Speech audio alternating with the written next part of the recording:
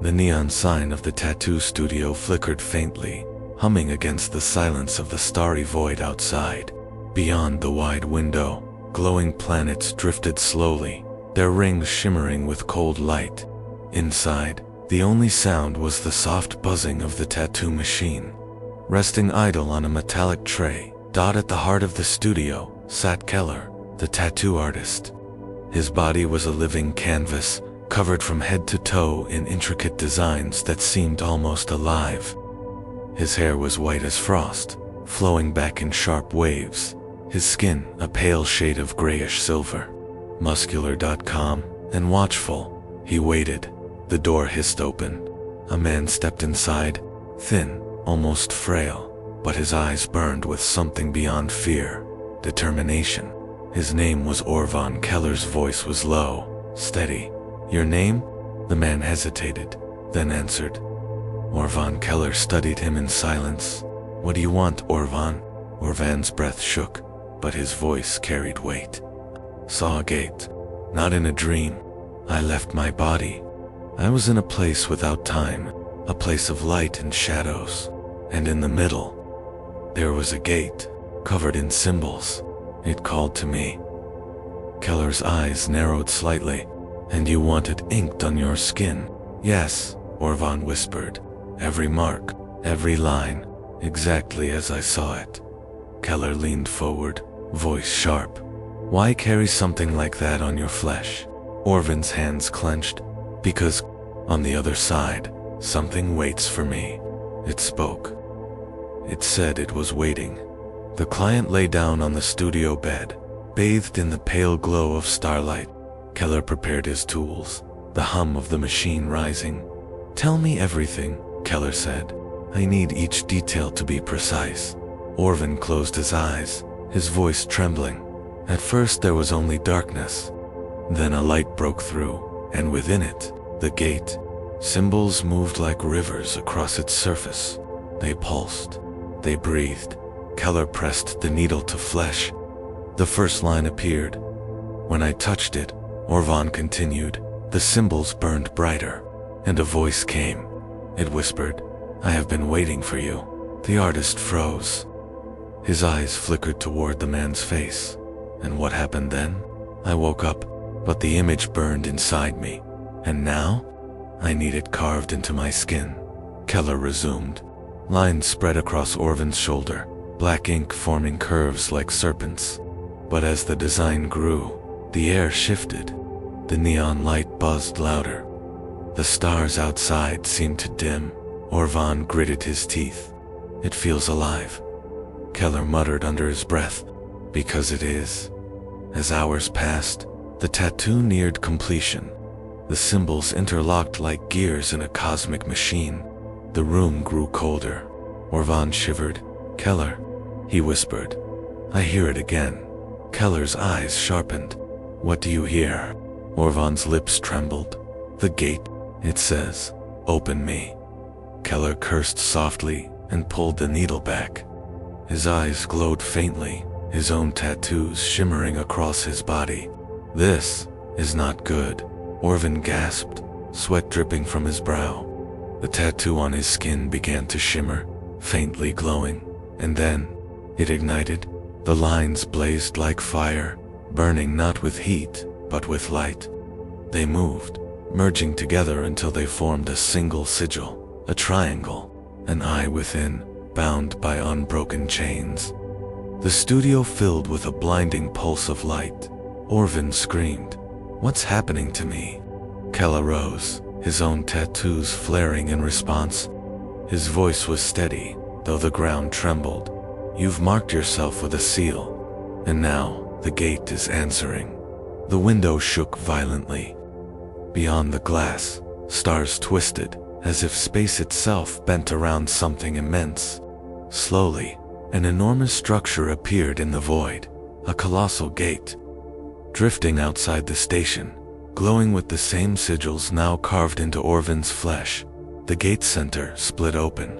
From the darkness, an eye opened vast, ancient, unblinking, and then a hand emerged, massive, monstrous.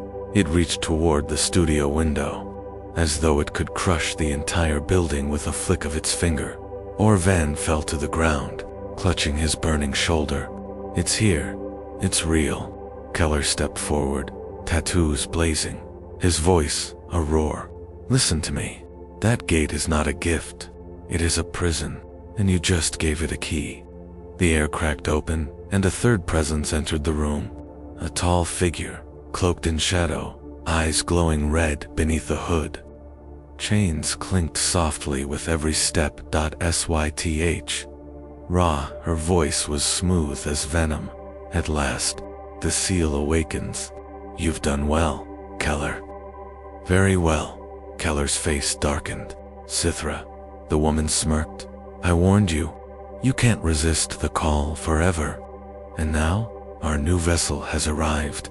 Orvan's voice shook. Who are you? Sithra turned her gaze on him. The one who will guide you through the gate.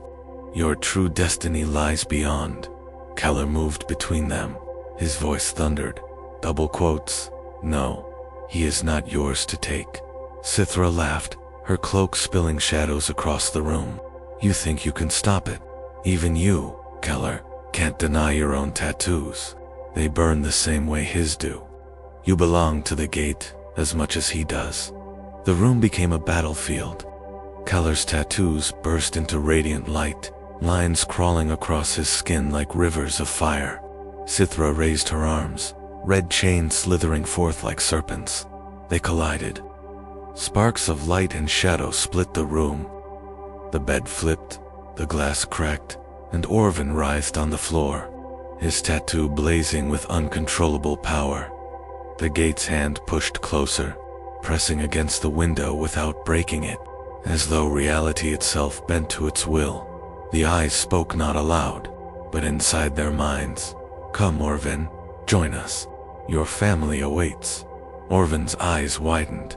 He saw them, his parents, his little sister, standing in the dark behind the gate, smiling, reaching for him.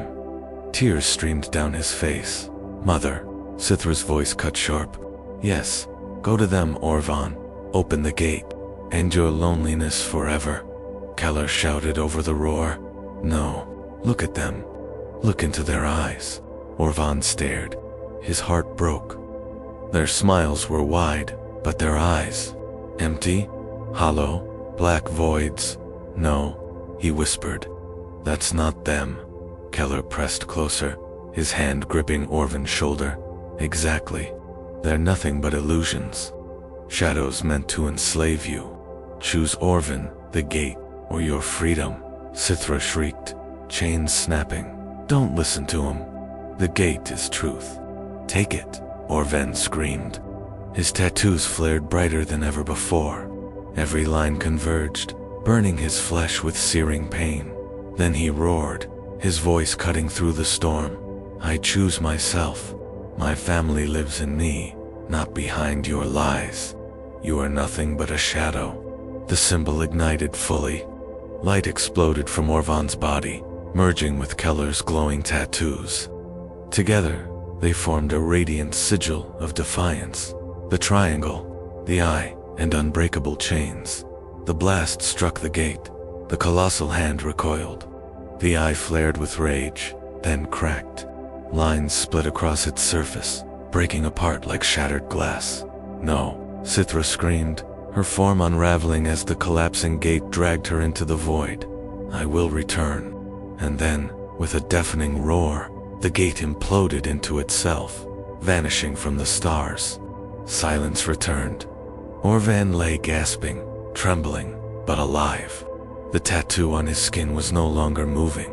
It was only ink now, but pulsing faintly like a sleeping ember. Keller knelt beside him. His voice softened. You did it. You refused the gate.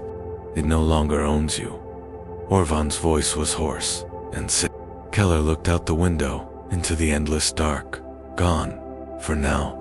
But shadows like her never disappear forever. She'll wait, she schemed. Perhaps in another age, another world. Orvan sat up slowly, his chest heaving.